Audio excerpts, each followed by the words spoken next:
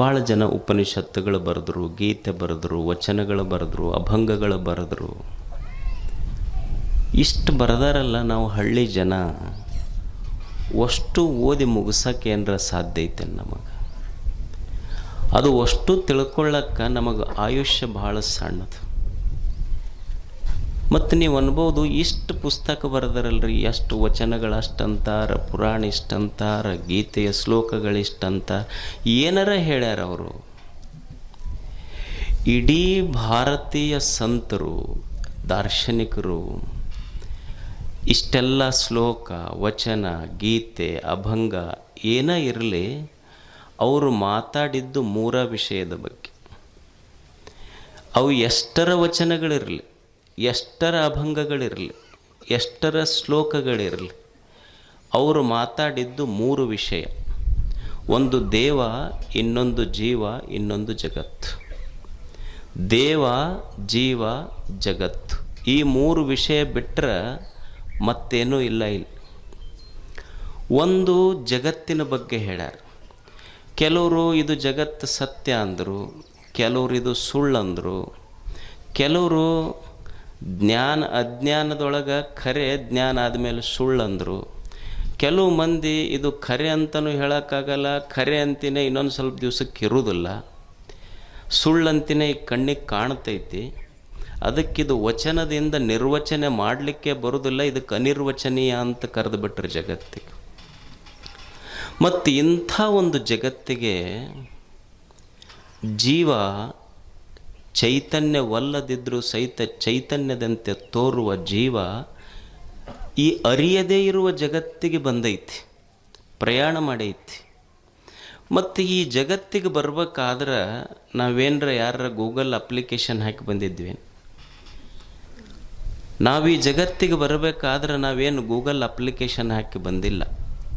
ಈ ಜಗತ್ತನ್ನು ನಿರ್ಮಿಸಿದವನು ದೇವನು, ಜೀವಿಗಳನ್ನು ನಿರ್ಮಾಣ ಮಾಡಿದವನು ದೇವರು. ಆದರೆ ದೇವನ ಇಚ್ಛೆ ಏನಿತ್ತು?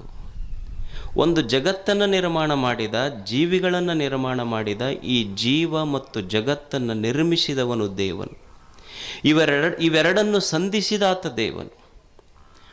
ಆ ದೇವನ ಇಚ್ಛೆ ಏನಿತ್ತು ಅಂದ್ರೆ, ಜೀವಿಗಳು ಏನು ಜಗತ್ತನ್ನು ನಿರ್ಮಾಣ ಮಾಡಿನೆಲ್ಲ, ಈ ಜಗತ್ತು ಇದೊಂದು ಭೋಗದ ಸಾಮ್ರಾಜ್ಯ. ಇದು ಇಲ್ಲಿ ಬಂದು ಉಂಡು ತಿಂದು ಚಂದ ಸಂತೋಷವಾಗಿ ಬದುಕಬೇಕನ್ನುವುದು ದೇವನ ಇಚ್ಛೆ. ಇದು ಜೀವಿಗಳು ಹೆಂಗೆ ಬದುಕಬೇಕಿಲ್ಲಿ? ಜಗತ್ತು ಕೆಟ್ಟಿರಬಾರದು, ಜೀವಿಗಳು ಸಂತೋಷ ಪಡುವುದನ್ನು ಬಿಟ್ಟಿರಬಾರದು. ಹೆಂಗೆ ಬದುಕಬೇಕಿಲ್ಲಿ ಜಗತ್ತಿನಲ್ಲಿ? ದೇವರು ಏನಂತ ಕಳಿಸ್ಯಾನ, ಯಾತಕ್ಕೆ ಕಳಿಸ್ಯಾನಂದ್ರೆ, ಈಗ ನೀವು ಒಂದು ಪಾತ್ರಗಿತ್ತಿ ಅಂತೀರಿ, ನಾನು ದುಂಬಿ ಅಂತೀರಲ್ಲ, ದುಂಬಿ ಅದು ಹೂವಿನಿಂದ ಹೂವಿಗೆ ಹಾರ್ತೈತಿ. ನೀವು ಹಂಗೆ ಸುಮ್ಮನೆ ಒಂದು ಕ್ಷಣ ಗಮನಿಸ್ರಿ, ಹೂವಿನಿಂದ ಹೂವಿಗೆ ದುಂಬಿ ಹಾರ್ತೈತಲ್ಲ, ಎಷ್ಟು ಹೂವಿನ ಮ್ಯಾಲೆ ಕುಂತು ಮಕರಂದ ಹಿರೈತದ. ಯಾವುದರ ಹೂವು ಕೆಡಿಸಿ ಮಕರಂದ ಹಿರೈತನದು? ಒಂದು ದುಂಬಿ ಹೆಂಗೆ ಹೂವಿನ ಮಕರಂದ ಹಿರೈತಿ ಅಂದ್ರೆ, ಹೂವು ಕೆಟ್ಟಿಲ್ಲ, ಮಕರಂದ ಹಿರುವುದು ಬಿಟ್ಟಿಲ್ಲ.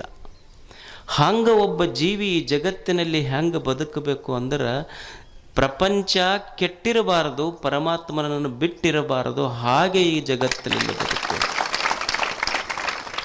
ಪ್ರಪಂಚ ಕೆಟ್ಟಿರಬಾರದು, ಪರಮಾತ್ಮನನ್ನು ಬಿಟ್ಟಿರಬಾರದು. ನಾವೆಲ್ಲ ಅಂತೀವಿ, ಏನ್ರಿ ಮನುಷ್ಯನ ಬದುಕಿನ ಉದ್ದೇಶ ಏನು? ಬಹಳ ಮಂದಿ ಕೇಳ್ತಿರ್ತಾರೆ, ಇದು ಬದುಕಿನ ಉದ್ದೇಶ ಏನು? ಬಂದರೆ ಏನು ಮಾಡೋದು ಜಗತ್ತಿನೊಳಗೆ? ಅಲ್ಲ, ಏನು ಮಾಡಲಿಕ್ಕೆ ಸಾಧ್ಯ ಐತೆ ಹೇಳು ಮನುಷ್ಯನಿಂದ? ಏನು ಮನುಷ್ಯ ಹಿಮಾಲಯದ ಬೆಟ್ಟಗಳನ್ನು ನಿರ್ಮಿಸಬಲ್ಲನೆ? ಏನು ಭೀಮಾ ನದಿಯನ್ನು ನಿರ್ಮಿಸಬಲ್ಲನೆ? ಭೂಮಿಯನ್ನು ನಿರ್ಮಿಸಬಲ್ಲನೆ? ಆಕಾಶ ಸೂರ್ಯನನ್ನು ನಿರ್ಮಿಸಬಲ್ಲನೆ? ಏನು ಮಾಡಲಿಕ್ಕೆ ಸಾಧ್ಯ ಐತಿ ಮನುಷ್ಯ? ಬದುಕಿನ ಉದ್ದೇಶ ಏನು ಅಂದ್ರೆ,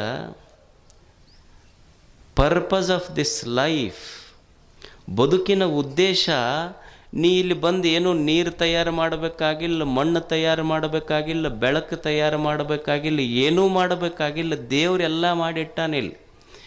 ನೀ ಬಂದ ಉದ್ದೇಶ ಏನು ಅಂದ್ರೆ ದೇವರು ಏನು ಮಾಡಿಟ್ಟನಲ್ಲ ಅದನ್ನು ಕೆಡಿಸಲಾರ್ದಂಗೆ ಬದುಕಿ ಹೋಗಿಬಿಡು, ಇದೇ ಜೀವನದ ಉದ್ದೇಶ.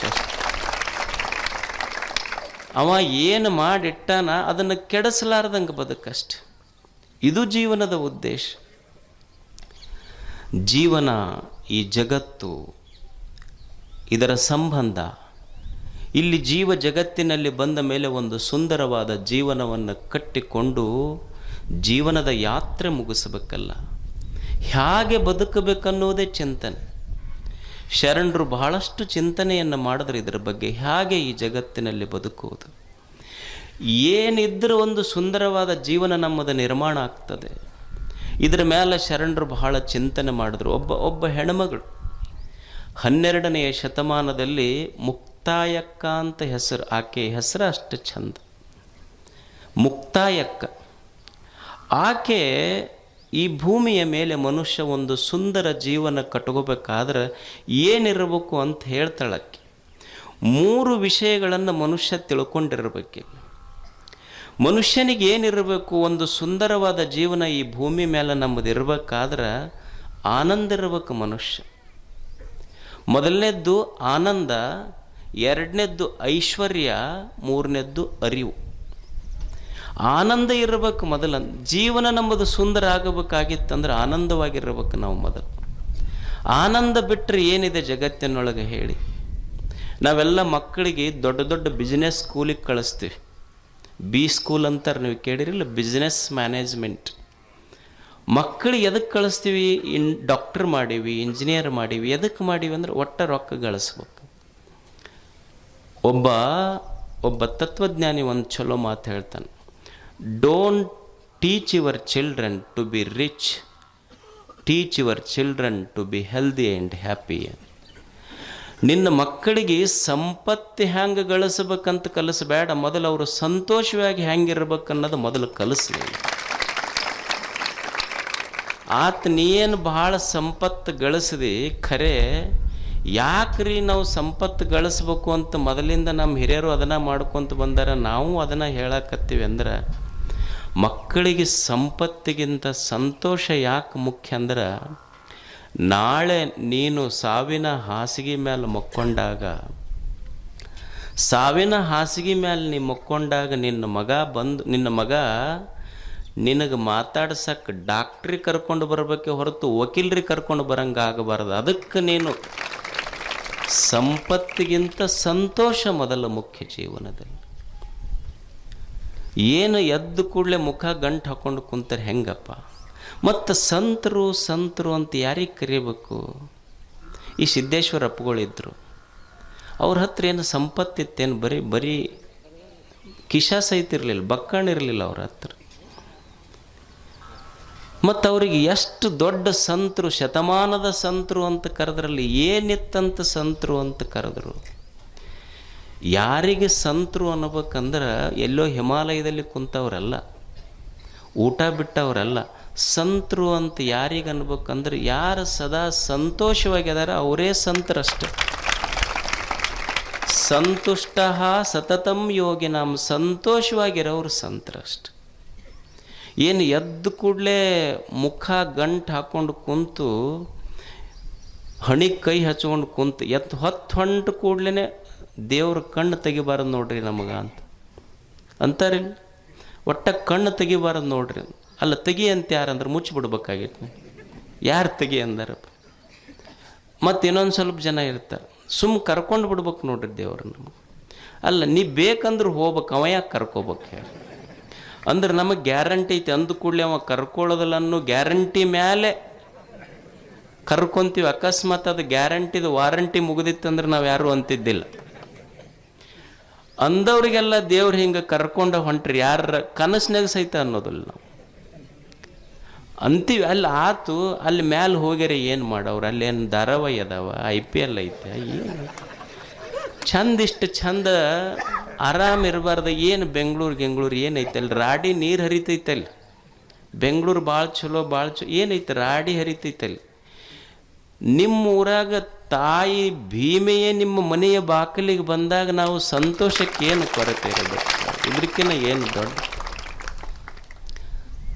ಸಂತೋಷವಾಗಿರ್ಬೇಕು. ಏನು ಎದ್ದು ಕೂಡಲೇ ಮುಖ ಗಂಟು ಹಾಕ್ಕೊಂಡು ಕುಂತ ಅಂದ್ರೆ ಯಾಕೋ ತಮ್ಮ ಒಟ್ಟು ಏನು ತಿಳಿವಲ್ಲ ನನಗೆ, ಏನಾಗೈತಿ ಒಟ್ಟು ಏನನ್ನೋದು ತಿಳಿವಲ್ದು. ಅವನ ಮುಖ ಗಂಟು ಹಾಕಿದ್ದು ನೋಡಿದ್ರೆ ಈ ಕರ್ನಾಟಕ ಸರ್ಕಾರದ ಗ್ಯಾರಂಟಿ ಸಾಲನ ಇವನ್ ತಲೆ ಕಟ್ಟ್ಯಾರ ಅನ್ನೋವಂಗ ಏನು ಮುಖ ಗಂಟು ಹಾಕ್ಕೊಂಡು ಕುಂತಾರೆ ಜೀವನ ಹೆಂಗೆ. ಅದಕ್ಕೆ ಹೇಳ್ತಾಳೆ, ಮೊದಲು ಆನಂದ ಇರ್ಬೇಕು ಮನುಷ್ಯ, ಸಂತೋಷವಾಗಿರ್ಬೇಕು ಜೀವನದೊಳಗೆ. ಏನು ಒಂದು ಹೆಚ್ಚ ಒಂದು ಕಡಿಮೆ, ಮೊದಲು ಆನಂದ ಇರ್ಬೇಕು. ಆಯ್ತು, ಆನಂದ ಇರ್ಬೇಕಂದ್ರೆ ನಮ್ಮದು ಫಸ್ಟ್ ಬೇಕಾಗಿ ಆಯ್ತು ರೀ ಆನಂದ ಇರ್ಬೇಕಂತೀವಿ. ಮೊದಲು ಬೇಕಲ್ಲ, ಸರ್ವೇ ಗುಣಾಃ ಕಾಂಚನಮಾಶ್ರಯ, ಸಂಪತ್ತು ಬೇಕು ಮನುಷ್ಯ.